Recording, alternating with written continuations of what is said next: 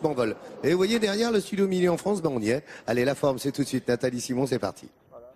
Ah bah la forme. D'ailleurs, il n'y a pas de jingle puisqu'on parle de forme. On parle de forme, il n'y a jamais de jingle quand Jamais on parle de jingle, forme. c'est le spécial on en parle forme. direct. Ouais. Je vous parlais d'une forme un peu particulière, une forme qui se danse. Et c'est une danse qui vient d'être inscrite, c'était en novembre 2010, au patrimoine mondial immatériel de l'UNESCO. Je vous parle évidemment du flamenco. Olé. Alors le flamenco, c'est une loin, danse là, hein. absolument incroyable et je crois, Clémentine, que même dans l'origine du mot, on sent déjà cette espèce de diversité. Ah oui, parce que c'est culturelle. très étonnamment, on ignore de façon certaine quel est le sens du mot flamenco. Il y a une hypothèse selon laquelle ça viendrait d'un mot arabe, felaenkum, qui veut dire paysan errant. Une autre selon laquelle ça voudrait dire, ça désignait un couteau, un poignard, ou encore un flamant rose, flamenco flamand, parce que on danse, on est tout en jambes avec l'attitude, et puis la petite veste serrée à la taille. Enfin, ça pourrait dire du mot flamand, parce que il y a eu des influences de la musique flamande dans la musique ibérique au XVIe siècle. Andalouse et puis autre, même que ça pourrait venir d'un mot argot qui veut dire ostentatoire, prétentieux, arrogant. Hein. Donc vraiment ça, on n'en est pas sûr.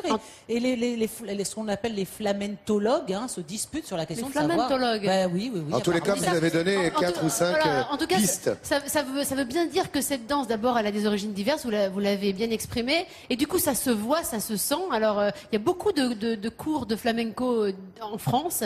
J'ai été à Biarritz, au cours de Natalia Gomez. Oui, j'ai essayé. Alors, pas un grand succès, mais regardez, suivez-moi. Nous sommes partis dans ce cours. J'arrive un petit peu en retard, comme on dit, un petit peu à la bourre.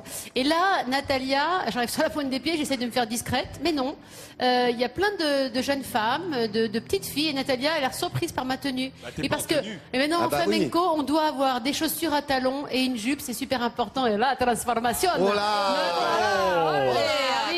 Échauffement, très important, échauffement des épaules, échauffement des chevilles, échauffement des poignets et le rythme, extrêmement important, le rythme. On doit vraiment marquer le rythme, on appelle ça le compas. Et regardez, on accompagne ce rythme des pieds évidemment avec les bras, on essaye de coordonner les bras, les pieds, les mains. C'est cette coordination qui est vraiment difficile à acquérir. Certaines des jeunes femmes qui sont sur ce cours et qui rigolent en voyant mes prestations, la non-performance, voilà, elles sont là depuis 8-9 ans, même les petites filles, elles ont 4-5 ans de flamenco et regardez cette maîtrise, regardez comme c'est joli. Il y a de la maîtrise. Hein. Et on sent là, Clémentine, toute cette diversité et des origines. On sent que le flamenco est une danse qui exprime beaucoup de souffrance, énormément d'intensité. Et là, ce que j'ai appris, regarde, là je me lâche, grave. Je sais pas pourquoi, je me suis enflammée, je me suis emballée. Vous pouvez y aller, vous ne me reverrez jamais comme ça, profitez-en. Olé. Si vous allez venir demain, avec cette robe, avec la robe flamenco. Alors, moi, ce qu'on sait, c'est que ça vient pas de la planche à voile, le flamenco. Non, ça c'est sûr que ça ne vient pas de la planche à voile. Cette robe, vous ne la reverrez pas sur moi. En revanche, Natalia Gomez, elle est venue sur le plateau. Alors, je vous parlais des diverses origines. Il y a 50 variétés à peu près de danse de flamenco. Et elle a décidé de nous montrer ce que c'est vraiment le tangos flamenco. Natalia Gomez, c'est parti. Ouais.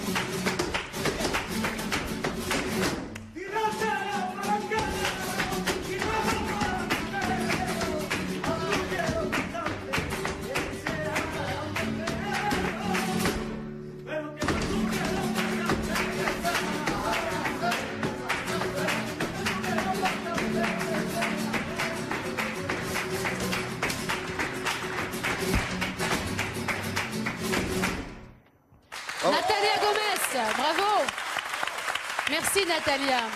Et je sais, Laurent, que ça peut donner envie à pas mal de jeunes filles, de petites filles et de jeunes femmes d'apprendre le flamenco. Alors il y a des tas de cours de flamenco en France. Vous allez d'abord sur le site de france3.fr si vous êtes du coin et vous pourrez aller apprendre la danse avec Natalia. Et puis si vous êtes ailleurs, franchement, il y en a un petit peu partout et c'est super sympa. Merci Nathalie, c'est de la forme.